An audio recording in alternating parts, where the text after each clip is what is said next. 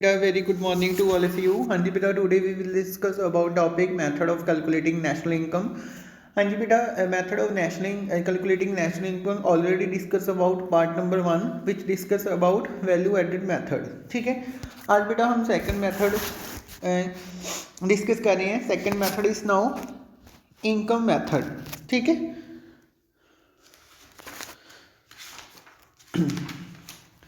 हाँ जी बेटा, इसमें क्या है, it is also called distributor share method और factor payment method. According to this method national income is estimated in the terms of factor payment, contributions of employees, rent, interest and profit to the owner household of factor of production, labour, land, capital and enterprise during an accounting year.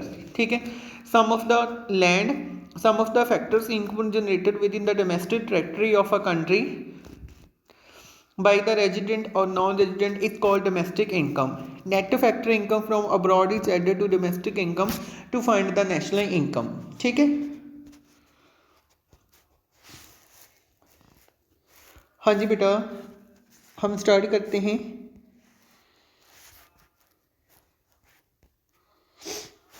अभी देखो बेटा, सबसे पहले क्या है, वो कह रहे हैं कि जो नेट नेशनल इनकम होता है this is also called distributed share method और फैक्टर पेमेंट मेथड. ठीक है.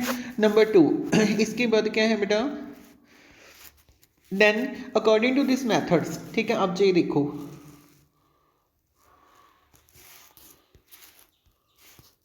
देखो बेटा इस डेस्टिनेशन को. अब देखो, according to this method national income is estimated in the terms of factor payment. ठीक है. अब देखो बेटा, जो हमारी नेशनल इनकम है according to the income method, इसमें हम नेशनल इनकम को एस्टिमेट कर सकते हैं in the terms of factor payment. ठीक है. अब बेटा फैक्टर पेमेंट में क्या क्या आएगा. ठीक है, फैक्टर पेमेंट में क्या क्या आएगा, कंपोजिशन ऑफ एम्प्लॉयज. ठीक है. फिर एक है रेंट, इंटरेस्ट एंड प्रॉफिट. ठीक है, this is called no factor payment. ठीक है. उसके बाद क्या है बेटा, टू द ऑनर. ठीक है, मतलब किसका होएगा, ऑनर का. Owner means household. ठीक है, ऑफ फैक्टर ऑफ प्रोडक्शन. अब देखो, हमने फर्म में कुछ गुड्स को प्रोड्यूस करना है तो हमने उस पर कौन कौन से फैक्टर ऑफ प्रोडक्शन यूज़ किए, लेबर्स. ठीक है, लेबर हो गई, land, capital and enterprise during an accounting years. ठीक है. Okay, clear. हाँ जी बेटा, दोबारा से सुन लो. इनकम मेथड क्या होता है, अकॉर्डिंग टू दिस मेथड में क्या होता है कि जब हमने नेशनल इनकम को एस्टिमेट लगाना होता है तो हम किसके बेस पर लगाएंगे, इन the terms of factor payment and honours. ठीक है, ऑफ फैक्टर ऑफ प्रोडक्शन. ठीक है, during an accounting years.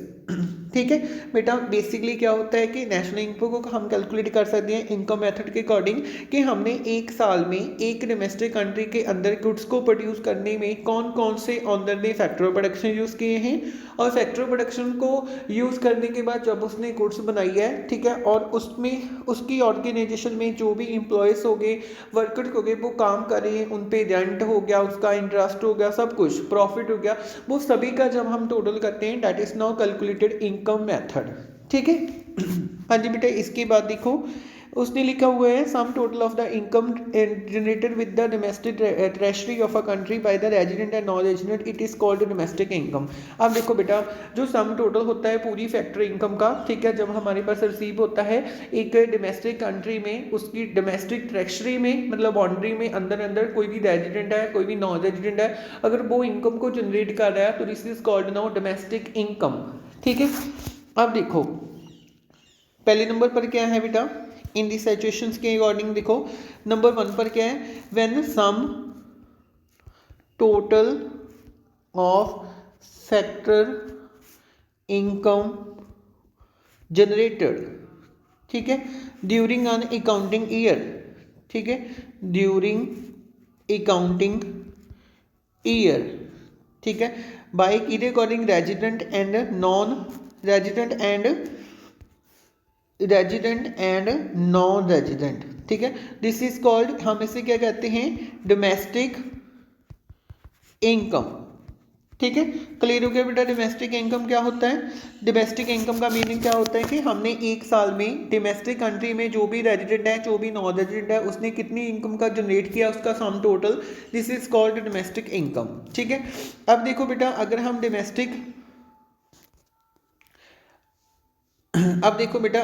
Domestic income में ठीक है, जो मेरी ऑलरेडी डोमेस्टिक इनकम है, ठीक है, अगर मैं अपनी डोमेस्टिक इनकम में ऐड करूं नेट इनकम फ्रॉम अब्रॉड, ठीक है, फ्रॉम अब्रॉड को मैं ऐड कर दूं, दिस इज कॉल्ड, तो क्या बन जाएगी मेरी नेशनल इनकम, ठीक है। So this point this is clear, okay. हाँ जी, फिर इसके बाद आता है what do you mean by factor incomes, ठीक है। फैक्टर इनकम क्या होती है? A factor income refers to income earned by a person as a reward for rendering his factor service, ठीक है। हाँ जी बेटा, वो इनकम जो हमें अर्न हो रही है, ठीक है, किसी भी पर्सन को कोई भी फैक्टर सर्विस प्रोवाइड करके, ठीक है। It may be in the form कि किस किस फॉर्म में होगी, जैसे वेज होगी, सैलरी होगी फॉर इस लेबर की, रेंट फॉर इस लैंड, लैंड को हमने रेंट प्रोवाइड करते हैं, इंटरेस्ट फॉर इस कैपिटल्स, ठीक है, और profit for the his entrepreneurship, ठीक है। This is now factor service, ठीक है, it is called now factor income, ठीक है। अब देखो बेटा, जो हमारी ट्रांसफर इनकम होती है, एक और पॉइंट सुनो, मीन्स इसके में आता है ट्रांसफर इनकम, ठीक है।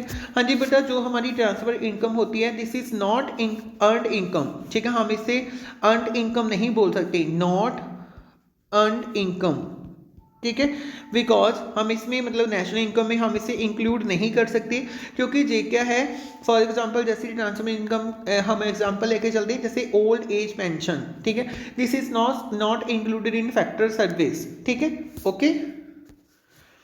हाँ जी बेटा, इसके बाद आता है क्लासिफिकेशन और टाइप्स ऑफ फैक्टर इनकम, ठीक है, उस पर पहले नंबर पर आता है कंपोजिशंस ऑफ एम्प्लॉयज, ठीक है, इट्स इंक्लूड, इसमें बेटा सबसे पहले क्या आएगा, this is no wages and salary in cash, तो ऑटोमेटिकली है कि इसमें वेजेस आएगी और सैलरी आएगी, जो कि हम ट्रांसफर करते हैं to the salary account of the employees by the employ as a reward for the work done during the period of accounting year. अगर एक बिजनेस में हम लेबर लगा चुके हैं, वो हम अपना काम डन कर रहे हैं उसी अकाउंटिंग पीरियड में, और उसके बाद उसको जब हम पेमेंट देते हैं, सैलरी देते हैं, वेजेस देते हैं, ठीक है, transfer to ordinary account which transfer करते हैं, this is include in wages and salary in cash, ठीक है। देन बेटा इसके बाद है पेमेंट्स इन कैश, ठीक है, payment cash in refers to benefits in kind, किसी भी तरह के हो सकते हैं, जैसे for example rent free accommodation given to the employ by employers, ठीक है, जैसे हम क्या कहते हैं कि उन्होंने कोई सर्विस प्रोवाइड की है बट ਉਹਦੇ ਤੇ कोई रेंट नहीं लगेगा, कोई किराया नहीं दिता जाएगा, ठीक है। Employers contribution to social security, it refers to such payment as profit fund contribute by the employer on the behalf of employees, ठीक है। इसमें क्या होता है बेटा, अगर कोई भी एम्प्लॉयर है, ठीक है, आओ अपनी एम्प्लॉय के बिहाफ पर कंट्रीब्यूट करता है अपनी प्रोविडेंट फंड, ठीक है। देन आएगा पेंशन और retirement, to be specific it does not refers to old age pension, it also refers to pension payment as a part of the service contract between the employer and employ, ठीक है। हाँ जी बेटा जी, क्या होता है pension और retirement, it is the part of the service contract between the employer and employ, ठीक है, इसको हम इंक्लूड करते हैं, ठीक है। अब बेटा कौन कौन सी टाइप, पहले में कौन से आगे, wages and salary, payment in kind, employ contribution to social security and pension on retirement, ठीक है। इसके बाद सेकंड आता है operating surplus, it refers to income from property and entrepreneurship. Operating surplus क्या होता है बेटा, इनकम होती है प्रॉपर्टी के ऊपर जो होती है एंड एंटरप्रेन्योरशिप को जो होती है, ठीक है। इसमें क्या क्या इंक्लूड होएगा, रेंट हो गया, इंटरेस्ट हो गया एंड प्रॉफिट हो गया, ठीक है। अब देखो बेटा प्रॉफिट में क्या क्या इंक्लूड होता है, this is now dividend, dividends तो ऑटोमेटिकली कि हम जब अपने शेयर होल्डर हो गए, एम्प्लॉयर हो गए, उन सभी में जब हम अपना प्रॉफिट को डिस्ट्रीब्यूट कर देते हैं, this is called distributed profit, ठीक है। नंबर 2 है बेटा corporation profit tax, that part of the profit which is paid to the government by the way of profit tax, ठीक है। अब बेटा देखो कॉर्पोरेशन प्रॉफिट टैक्स क्या होता है, ये वो पार्ट होता है जो हम गवर्नमेंट को पे करते हैं एज मतलब कंसीडर टू टैक्सेस, ठीक है। इसके बाद है बेटा तीसरे नंबर पर undistributed profit, that part of the profit which is written by the firm for future use, ये वो होता है अगर कोई भी फर्म कोई प्रॉफिट जनरेट कर रही है बट वो उस प्रॉफिट को यूज़ नहीं कर रही, वो क्या सोचती है कि मैं उसे फ्यूचर में यूज़ करूँ, ठीक है। This is called now undistributed profit, ठीक है। हाँ जी बेटा, हम अनडिस्ट्रीब्यूटेड प्रॉफिट को कॉर्पोरेट सेविंग भी कहते हैं और अनडिस्ट्रीब्यूटेड प्रॉफिट भी कह देते हैं, ठीक है। इसके बाद बेटा तीसरे नंबर पर आता है क्लासिफिकेशन में मिक्स इनकम, ठीक है। हाँ जी बेटा, mix income refers to the income of the self employed person using their own labour land capital and entrepreneurship in their household enterprises, ठीक है। अब देखो बेटा सेल्फ इनकम क्या होती है, जो ਅਸੀਂ खुद ही अर्न करते हैं खुद के लिए, ठीक है। इसमें क्या क्या आ गया, ठीक है, जैसे लैंड, लेबर, कैपिटल, एंटरप्रेन्योरशिप, इस सभी में हम अपनी ही इनकम को इन्वेस्ट करते हैं, उसके बाद हमें ही इनकम आती है, मतलब वो इनकम जो खुद के लिए खुद को ही बेनिफिट्स दे। ठीक है, हाँ जी बेटा, इसके बाद है national income means net national factors. ठीक है, जो ऑलरेडी जे वाला है। ठीक है, NNP eight factor cost estimated by adding net factor income from abroad. हाँ जी देखो बेटा, अगर हमने ये वाला कंसेप्ट देखो, अगर हमने NNP एट फैक्टर कॉस्ट निकालना है तो कैसे निकालेंगे? Net domestic factor product factor cost में क्या ऐड करेंगे?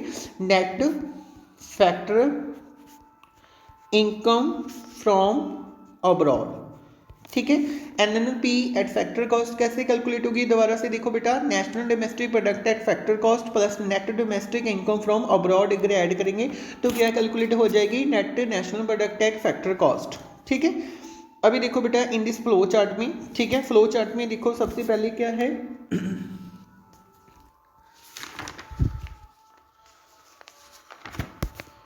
देखो बेटा फ्लो चार्ट, सबसे पहले क्या है? Net domestic factor net domestic product at factor cost. ठीक है, हम बेटा इसे डोमेस्टिक इनकम भी बोलते हैं। इसमें क्या क्या आएगा?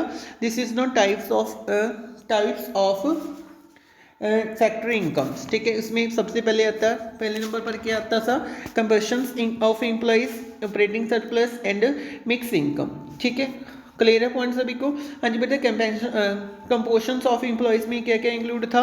This is no payment, it's include wages and salaries in cash, payment in any kind, employees contribution to social securities and pension और रिटायरमेंट। एंड ऑपरेटिंग सरप्लस में क्या क्या आएगा?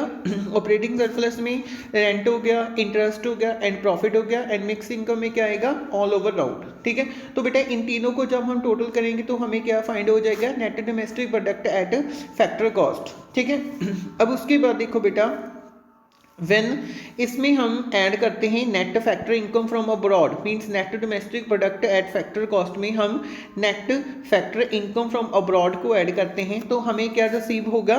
Net national product. ठीक है, net national product at factor cost. तो इन सभी का टोटल हो गया।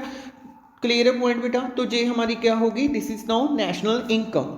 ठीक है, ओके, इसके बाद है बेटा कुछ प्रिकॉशंस रिगार्डिंग इनकम मेथड। ठीक है, कुछ प्रिकॉशंस दिए गए हैं। ठीक है, अब इसमें देखो नंबर 1 पर transfer earning like old age pension, unemployment allowances, scholarship, pocket expenses should not be included in national income because corresponding to transfer payment there is no value addition in the economy। हाँ जी बेटा, अगर मान लो कोई भी transfer earning हो रही है, हमें एक ओल्ड एज पेंशन है, अनएम्प्लॉयमेंट अलाउंसेंस है, ठीक है, स्कॉलरशिप है, मतलब वो सब कुछ जिससे हमें कोई भी इनकम से वैल्यू एडिशन नहीं रिसीव हो रही, उसको हम नहीं इंक्लूड करेंगे रिगार्डिंग इनकम मेथड। ठीक है, नंबर 2 है बेटा income from illegal activities like theft and gambling etcetera. हम लोग कोई भी इलीगल एक्टिविटीज़ है, ठीक है, उससे भी हम इसमें इंक्लूड नहीं करेंगे बिकॉज क्योंकि हम उसे क्या कंसीडर करते हैं?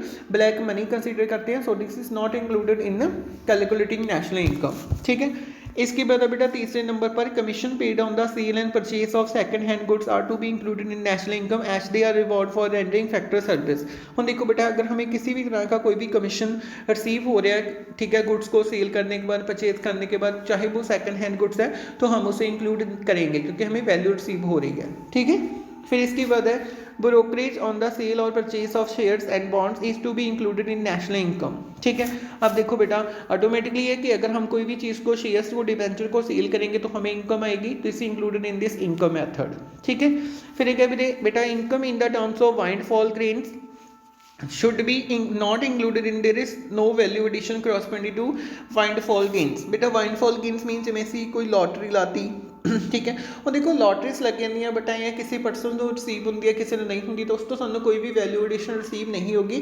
This is not included in calculating national income. ठीक है, मेथड। इसके बाद है imputed rent of owner occupies. हम देखो बेटा ऑटोमेटिकली ये कोई भी हाउस है, ठीक है, उस पर रेंट मिलता है, मीन उसकी वैल्यू श्योर होती है। ठीक है, रेंट भी एक मेन वैल्यू एडिशन है। ठीक है, तो ऑटोमेटिकली हम उससे इंक्लूड करेंगे। ठीक है, देन बेटा इसके बाद है corresponding of to production for self consumption.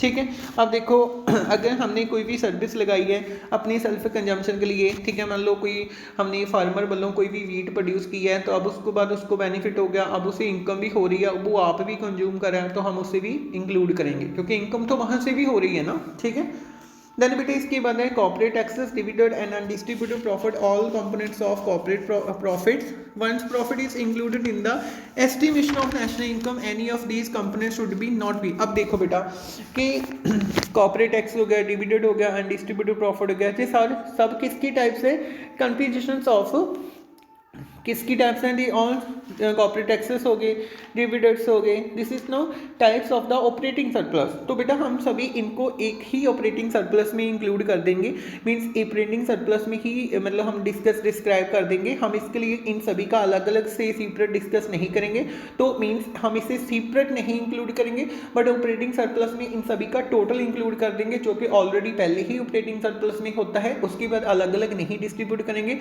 अगर अलग अलग करेंगे तो हमें डबल काउंटिंग की प्रॉब्लम अराइज होना शुरू कर देगी। ठीक है, देन बेटा इसके बाद है income tax is paid out of compulsions of employees.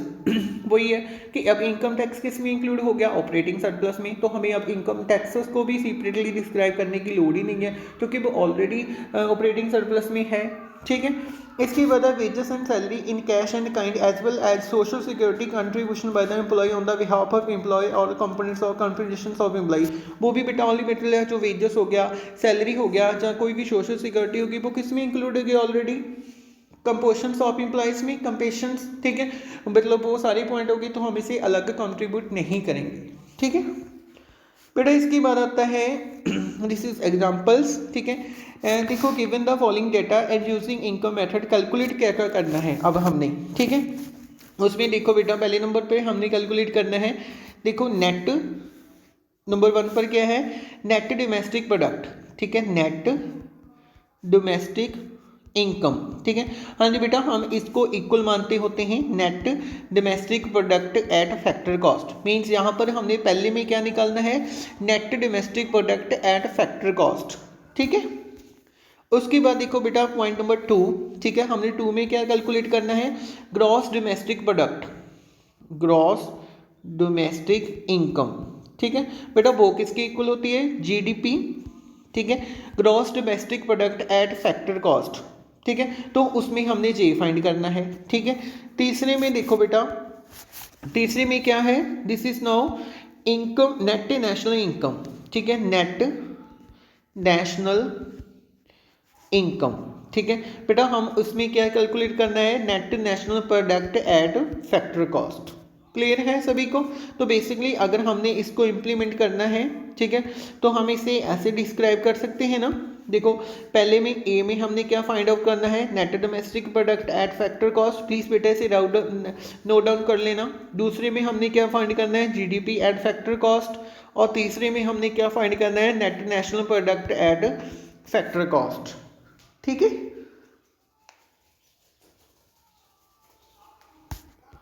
उसके बाद देखो बेटा सबसे पहले क्या है हमारे पास, नेट डोमेस्टिक इनकम। ठीक है, मींस अब हमने क्या कैलकुलेट करना है, this is now net domestic product at factor cost. ठीक है, अब देखो बेटा net domestic product at factor cost को निकालने के लिए हमें क्या चाहिए, पहले नंबर पर क्या चाहिए हमें, जो हमने already classification of factor income में किया था। Number first is now compensation of employees. ठीक है, उसके बाद हम इसमें ऐड करेंगे ऑपरेटिंग सरप्लस, और उसके बाद क्या है हमारी मिक्स्ड इनकम। ठीक है, तो इसमें क्या क्या आ गया बेटा, wages and salaries in cash, payment in kind, employees contribution to society, pension on retired. ठीक है, ऑपरेटिंग सरप्लस में क्या आ गया, इसमें आ गया बेटा रेंट, इंटरेस्ट एंड प्रॉफिट और मिक्स इनकम। ठीक है, अभी देखो नंबर 1 पे निकालने के लिए अभी देखो बेटा हमें क्या क्या गिवन है। ठीक है, number first is no indirect taxes given है हमें।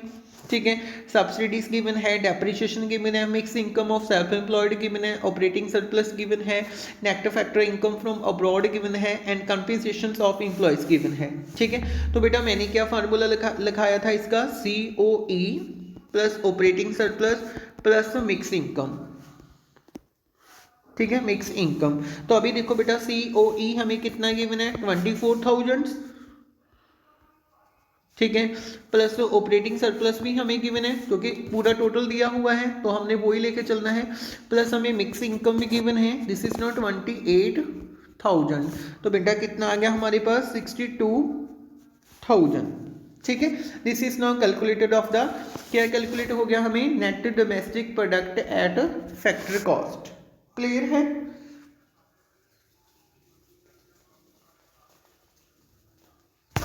ओके हाँ जी बेटा, हुन अब हमने GDP sorry net domestic product at factor cost से ही हमने क्या निकालना है, जीडीपी एट फैक्टर कॉस्ट। ठीक है, अब हमने फाइंड करना है बेटा जीडीपी एट फैक्टर कॉस्ट। ठीक है, अब वो हम किसकी हेल्प से करेंगे, with help of net domestic product at factor cost. ठीक है, अब बेटा जब हम इसमें ऐड करते हैं डेप्रीशिएशन, ठीक है, डेप्रीशिएशन से हमने इसमें ऐड किया तो हमें क्या कैलकुलेट हो गया, जीडीपी एट फैक्टर कॉस्ट। तो net domestic product at factor cost हमने प्रीवियस में कैलकुलेट किया था, कितना आ गया था 62,000 प्लस, अब देखो बेटा डेप्रीशिएशन हमें गिवन है 700, उसको हमने ऐड किया तो कितना आ गया मेरा जीडीपी एट फैक्टर कॉस्ट, कितना आ गया 63,700। ठीक है, क्लियर हो गया जी पॉइंट।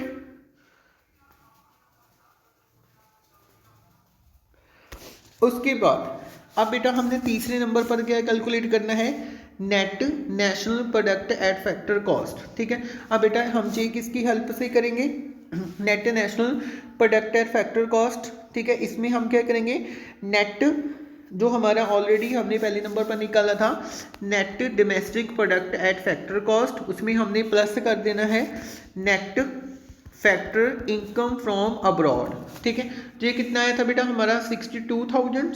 ठीक है, अब नेट इनकम फ्रॉम अब्रॉड कितनी है वो ऐड करेंगे, मेरे पास कितनी है -300। ठीक है, तो कितना आ गया बेटा कितना आ गया 61,700। ठीक है, दिस इज क्लियर।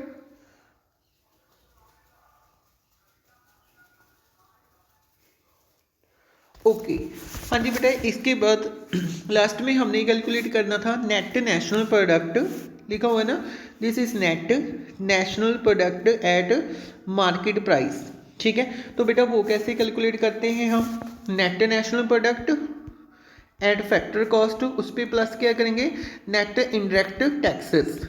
ठीक है, जो मैंने ऑलरेडी आपको बताया इसमें क्या क्या होता है नेट इनडायरेक्ट टैक्सेस में, एक तो इनडायरेक्ट टैक्सेस आ जाते हैं, ठीक है, दूसरे नंबर पर क्या होता है सब्सिडीज। ठीक है, so net national product at factor cost में कितनी आ गई 16 इतना, उसके बाद हमने प्लस करना है। अब बेटा देखो इसके बाद क्या है, हमें सब्सिडीज भी गिवन है और इनडायरेक्ट टैक्सेस भी गिवन है। ठीक है, देखो सब्सिडीज हमारे पास कितनी है 1800 और इनडायरेक्ट टैक्सेस कितनी है हमारे पास 1900। तो बेटा सबसे पहले क्या लगाना था मैंने NNP एट फैक्टर कॉस्ट। ठीक है, उस पर क्या करना है प्लस इनडायरेक्ट टैक्सेस, ठीक है, माइनस सब्सिडीज। ठीक है, तो ये मेरी कितनी थी 61,700 प्लस इनडायरेक्ट टैक्सेस कितनी है 9,000। ठीक है, और उसमें सब्सिडीज 1800 रुपया हमने लेस करनी है, तो कितना गया 68,900। ठीक है, okay students, this is clear first sum. ठीक है, अभी देखो जैसे जो ही कैलकुलेट हुआ है सबसे पहले क्या है नंबर वन पर क्या था जे वाला, this is calculated NDP at factor cost. उसके बाद जो ये आया था 63,700, this is no GDP at factor cost. ठीक है, उसके बाद नंबर 3 पर क्या आया था, जो नंबर 3 है this is calculated of the NNP eight factor cost. ठीक है, देन उसके बाद बेटा क्या आया हमारे पास, देन लास्ट में जो एंड में इसमें क्या हमने कैलकुलेट किया NNP eight market price, this is equal national income. ठीक है,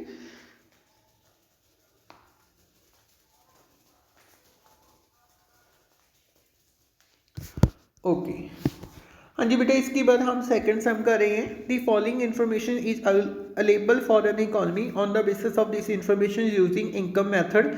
सबसे पहले हमने बेटा कैलकुलेट क्या करना है डोमेस्टिक इनकम, ठीक है, और दूसरे में नेशनल इनकम। अभी देखो डोमेस्टिक इनकम में क्या आएगा, उसमें हमने क्या कैलकुलेट करना है, डोमेस्टिक में NDP इक्वल फैक्टर कॉस्ट। ठीक है, जो मेरी नेशनल इनकम है उसमें हमने क्या कैलकुलेट करना है NNP एट फैक्टर कॉस्ट, मतलब net national product at factor cost. ठीक है, अपने पहले आपको इस तरह बनाना है। मीन डोमेस्टिक इनकम का मीनिंग क्या है, net domestic product at factor cost, और नेशनल इनकम का मीनिंग क्या है, net national product at factor cost. ठीक है, अब देखो बेटा, हमें वेजेस गिवन है, रेंट गिवन है, इंटरेस्ट गिवन है, dividend, mix income, undistributed profit, social security contribution, corporate profit taxes, net factor income from abroad. ठीक है, अब देखो बेटा, सबसे पहले मैंने क्या कैलकुलेट करना है, डोमेस्टिक इनकम। डोमेस्टिक इनकम कैसे, means net domestic product at factor cost, वो कैसे इंक्लूड होती है,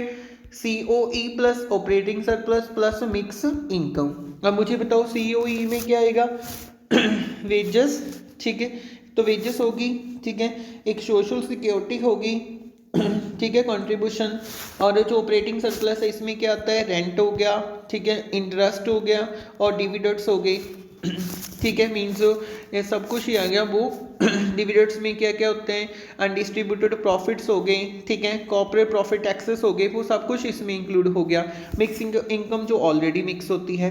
ठीक है, अभी देखो इन दिस डायग्राम के अकॉर्डिंग सबसे पहले क्या है, मैंने ऐसे लिखना है, this is no COE plus operating surplus plus mix income. अभी देखो बेटा, नंबर 1 पर क्या है, वेजेस, सोशल सिक्योरिटी वेजेस हो गया, ठीक है, नंबर 1 पर रेंट हो गया, ठीक है, उसके बाद social security contribution, this included in COE। ठीक है, देन इसके बाद क्या है, इसके बाद ऑपरेटिंग सरप्लस। अब ऑपरेटिंग सरप्लस में क्या क्या आएगा, सॉरी बेटा, इसमें रेंट नहीं आएगा फर्स्ट में। ठीक है, फर्स्ट में wages and social security contribution ही आएगा, मींस जे नहीं आएगा। ठीक है, ओनली 2 ही आएंगे, वेजेस आएगा and this is no social security आएगा। ठीक है, अब बात करते हैं हम ऑपरेटिंग सरप्लस की। ऑपरेटिंग सरप्लस में बेटा क्या क्या आ गया, this is no wages, interest, ठीक है, इंटरेस्ट के बाद डिविडेंड्स, ठीक है, डिविडेंड के बाद अनडिस्ट्रीब्यूटेड प्रॉफिट्स, ठीक है, देन क्या है, कॉर्पोरेट प्रॉफिट टैक्सेस, ये सब अमाउंट उसमें आ गई। ठीक है, देन इसके बाद क्या रह गया, मिक्स इनकम। ठीक है, मिक्स इनकम में देखो बेटा, मिक्स इनकम तो एक ही पॉइंट है, this is no mix income. अब हमने इसको सभी को इसमें पुट किया तो मेरे पास कितनी आ जाएगी, मेरी NDP एट फैक्टर कॉस्ट कितनी आ जाएगी, दिस इज नो इक्वल 19,800। ठीक है, ओके, हाँ जी बेटा, इसके बाद हमने कैलकुलेट करना है नंबर 2 पर national income. National income means, national income क्या होता है, अभी बताया आपको, net national product at factor cost. ठीक है, क्या बताया मैंने आपको, net national product at factor cost. ठीक है, अब बेटा उसको हम कैलकुलेट कैसे करते हैं, net domestic product at factor cost plus उसमें क्या करते हैं, नेट इनकम फ्रॉम अब्रॉड को ऐड कर देते हैं। अब net domestic product at factor cost हमें कितना आ गया, 190,800, उसमें प्लस करेंगे net domestic income from abroad 1000, तो कितना आ गया मेरे पास 20,800। ठीक है, okay class, so class this में आपका method of national income calculate करने का सेकंड मेथड भी टुडे डिस्कस हो चुका है। This is no method of income. ठीक है, so please class this chapter बहुत इंपॉर्टेंट है, इसके न्यूमेरिकल्स हम बहुत इंपॉर्टेंट हैं। ठीक है, आपको इससे निकालने से पहले ये क्लियर होना चाहिए कि नेट डोमेस्टिक इनकम को हम किसके साथ साइन शो करते हैं। ठीक है, ऑल क्लियर होने चाहिए, डोमेस्टिक इनकम किसके इक्वल होती है, नेशनल इनकम किसके इक्वल होती है, उसके बाद आपको फार्मूलेस आएंगे। प्लीज़ क्लास इस वीडियो को आप 1-2 बार सुनना, फिर आपको समझ आ जाएगी। प्लीज़ लाइक करना, वीडियो को शेयर करना एंड सब्सक्राइब करना। Thank you very much.